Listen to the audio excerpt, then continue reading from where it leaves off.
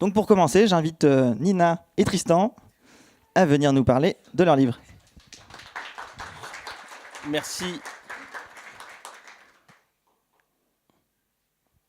Ah oui, il y a quelque chose. Super. Je t'avais dit de mettre un logo. Non, c'est pas grave. Bon. Donc il n'y a pas de logo, mais on s'en fiche parce que vous savez que le logo c'était un petit nuage bleu. On donnera des stickers à ceux qui s'en souviennent pas. Vas-y, mets-toi debout, tu vas faire logo devant l'écran. Euh, donc déjà merci Pierre. Pierre Van de Kerkhoff qui travaille chez Cozy avec moi en particulier. Alors oui, on va parler du nouveau livre, mais pas seulement. Euh, Parce que en fait, ce livre, il s'inscrit dans quelque chose de plus large, qui est de porter la vision d'un nouvel Internet. Euh, une vision, donc celle du cloud personnel, qui est une vision émergente. Tout le monde n'a pas encore compris le concept du cloud personnel ou du self-data. Alors c'est un projet de logiciel libre pour implémenter, si j'ose dire, parce que c'est pas très français. Donc c'est le projet cozy.io et derrière une société Cozy Cloud pour porter cozy.io pour implémenter la notion de cloud personnel. Mais c'est pas que ça, on veut vraiment créer un mouvement, on veut que d'autres nous rejoignent, on veut pas être juste tout seul comme ça. Et pour créer ce mouvement, il faut alimenter ce mouvement. Et la première chose, c'est d'alerter l'opinion publique sur l'importance et les enjeux de ce mouvement. Et ça, c'est quelque chose que j'ai fait en écrivant un premier livre qui s'appelle Surveillance 2. Qui est sorti début octobre. La couverture presse a été absolument hallucinante, au-delà de toutes mes espérances, comme quoi visiblement ça a intéressé les journalistes. Le premier tirage a été tellement vite écoulé en un mois qu'un deuxième tirage est en cours. Donc ça marche bien, visiblement. C'est un livre qui était beaucoup plus attendu que ce que je pensais. Mais seulement alerter les gens, c'est pas suffisant. Hein. Dans surveillance, je parle de Snowden, de centralisation des données, de l'impact que cette centralisation des données a sur nos vies privées et puis ce que ça amène en termes au niveau de la société en permettant la surveillance de masse. Donc c'est vraiment c'est pas un sujet léger, je dirais. Mais derrière, j'évoque deux pistes. Une piste pour les individus qui est comment commencer à reprendre le contrôle sur les données avec des choses vraiment très simples qui relèvent finalement de l'hygiène numérique. Et une autre partie que j'appelle, qui décrit un concept que j'appelle le circus, le système d'information redonnant le contrôle aux utilisateurs. Non, à chaque fois, je me dis, mais pourquoi j'ai pris ce truc-là? Bon, mais bon, moi, les gens s'en souviennent. Et qui est sur la base de logiciels libres et qui, finalement, est un peu en filigrane Cozy ou d'autres logiciels libres du même mouvement. Je pense à OnCloud, Nextcloud et Sandstorm, etc., qui implémentent d'une manière, enfin avec des angles un petit peu différents, le même genre de notion de circus. Mais au-delà de ce livre, il y a un deuxième temps, j'irai pas jusqu'à dire un deuxième tome, qui permet lui de partager la réflexion. C'est-à-dire que bon, ben voilà, moi c'était mon avis personnel sur la surveillance, mais il y a pas, je suis pas le seul à penser ça, et c'est pour ça que avec Nina, on a travaillé ensemble sur un deuxième livre qui lui a pas la même vocation pédagogique que surveillance, mais qui est plutôt un ouvrage de réflexion avec des vues très différentes, avec un certain nombre de contributeurs, dont Daniel Kaplan, qui nous parlera juste après. Et enfin, alors je reviendrai, enfin, ou plutôt Nina reviendra sur le livre Numérique, reprendre le contrôle. Enfin, la dernière étape, c'est de rassembler tous ceux qui se sentiraient intéressés par Circus et tout ce qui consiste à décentraliser l'Internet. Et pour ça, je me suis allié avec quelqu'un que vous connaissez peut-être sous le pseudonyme de Taziden, qui s'appelle Julien Rabier. Julien et moi, on a postulé auprès du FOSDEM. Alors FOSDEM, pour ceux qui ne connaissent pas, c'est un endroit, un événement où se retrouvent des hackers libristes de toute l'Europe et parfois des États-Unis aussi, du monde entier. Il y a 8000 personnes qui se retrouvent un week-end dans une université à Bruxelles et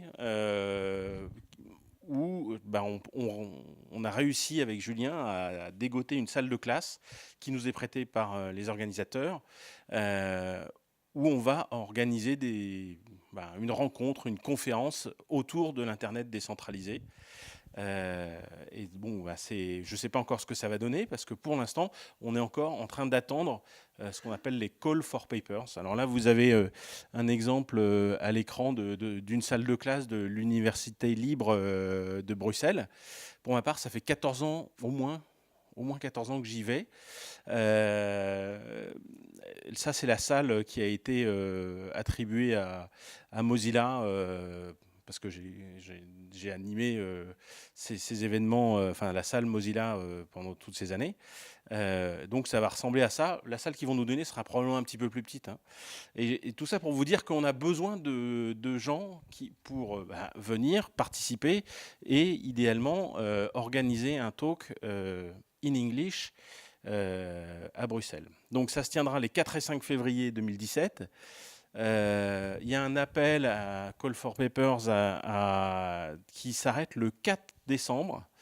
Voilà, il y a 2 URL. La deuxième, en fait, est probablement la plus importante pour soumettre une conférence si jamais vous avez envie de participer. Voilà. Voilà où on en est aujourd'hui. Donc, on va revenir. Je vais repasser la parole à Nina, qui ne va pas se contenter d'agiter un livre sous nos regards ébahis, mais va nous parler de son contenu. C'est-à-dire que quand j'ai le micro, c'est quand même plus simple. Alors, bonsoir à toutes, bonsoir à tous. Ça me fait très très plaisir de vous parler de ce bouquin. Ce bouquin, donc, il s'appelle « Numérique, reprendre le contrôle », après de longs débats sur le titre, parce que finalement, cette notion de contrôle, c'est ce qui nous paraissait central aujourd'hui pour aborder les thématiques que je vais vous évoquer, et arrêter de vous teaser comme ça. On est parti d'un constat, en fait, l'idée qu'on n'a jamais produit autant de données personnelles aujourd'hui. On en produit nous-mêmes, donc les données qu'on produit tous les jours.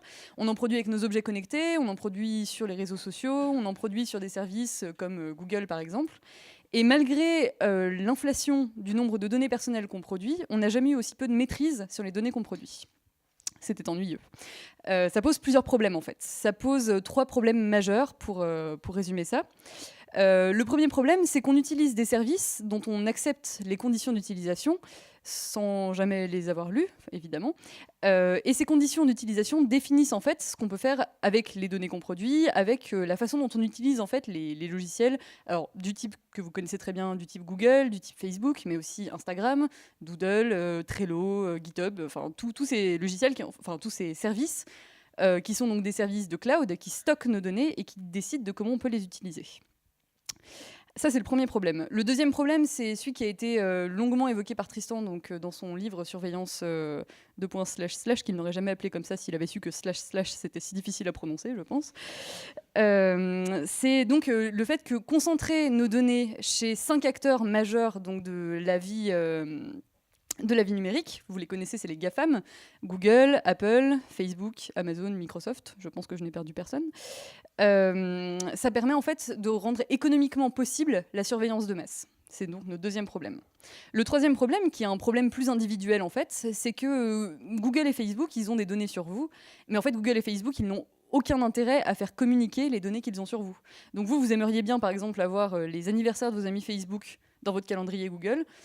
Aujourd'hui, c'est pas possible. Ce sont des silos, en fait, des silos dans lesquels les données sont enfermées et des silos qui ne communiquent pas. Donc voilà les 3 problèmes essentiels que pose aujourd'hui la dépossession qu'on subit de nos vies numériques. Donc on a laissé un pouvoir considérable à ces 5 acteurs. On leur a laissé en fait le pouvoir de modeler la quasi-totalité de nos pratiques numériques. Et ils centralisent aujourd'hui d'ailleurs la quasi-totalité de notre vie en ligne. En fait, ce qui se passe, c'est qu'on est donc dépossédé et de nos données et de nos pratiques numériques. Et c'est ça qui était problématique. Et c'est ça, en fait, qui a mené à la réflexion qui est à l'origine de ce livre. Après, le truc, c'est que c'est bien gentil d'avoir dit ça, mais en fait, la souveraineté numérique, c'est pas quelque chose de trivial. Enfin, on en a tous des définitions qui sont relativement différentes. Pour certains, c'est juste pouvoir récupérer ses données personnelles. Pour d'autres, c'est utiliser des services libres dont on peut contrôler le fonctionnement. Le problème, c'est que si on n'a pas tous la même définition de la souveraineté numérique, on ne peut pas réfléchir ensemble pour mettre en forme des solutions, en fait.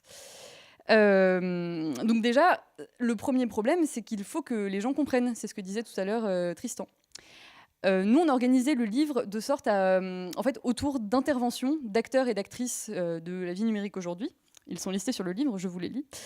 Donc Harmonie Altinier, qui est une spécialiste de l'accessibilité, Adrienne Charmet, qui est donc coordinatrice des campagnes à la Quadrature du Net, Alain Damasio, qui est un auteur de science-fiction, Isabelle Falk-Pirotin, qui est la présidente de la CNIL et du G29, Primavera De Filippi, qui est donc une chercheuse spécialiste de la blockchain, Pierre-Yves Gosset, qui est le délégué général de Framasoft, c'est ça.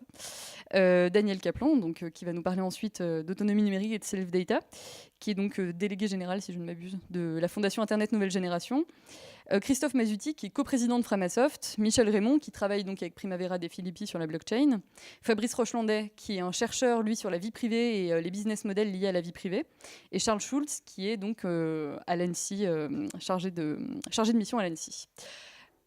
Pourquoi on a fait intervenir des gens aussi différents? C'est parce que finalement, la souveraineté numérique, ça recouvre un très grand nombre et de thèmes et de pratiques. En fait, c'est au croisement de plusieurs sensibilités et de plusieurs formes de pratiques.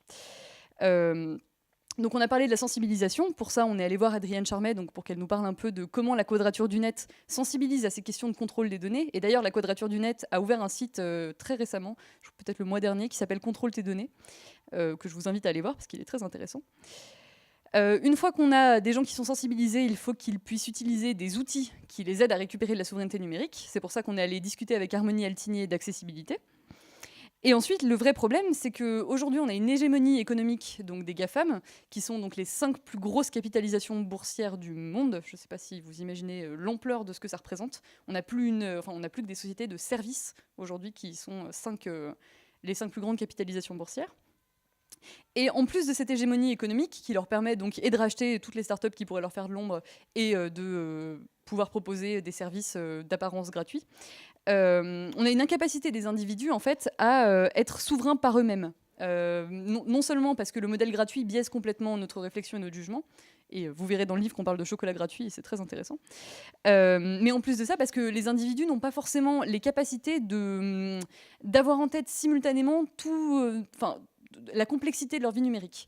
Donc c'est pour ça qu'en fait on est allé parler de régulation avec la CNIL et avec l'ANSSI pour discuter de comment aujourd'hui, avec des acteurs comme les GAFAM, on s'arrange pour réguler leurs pratiques et faire en sorte qu'ils respectent la vie privée des individus et aussi faire en sorte qu'ils ne puissent pas faire n'importe quoi avec les données des gens. Quel est le rôle de la nation? Quel est le rôle voilà, c'est autour de ce genre de thématique qu'on a parlé de régulation.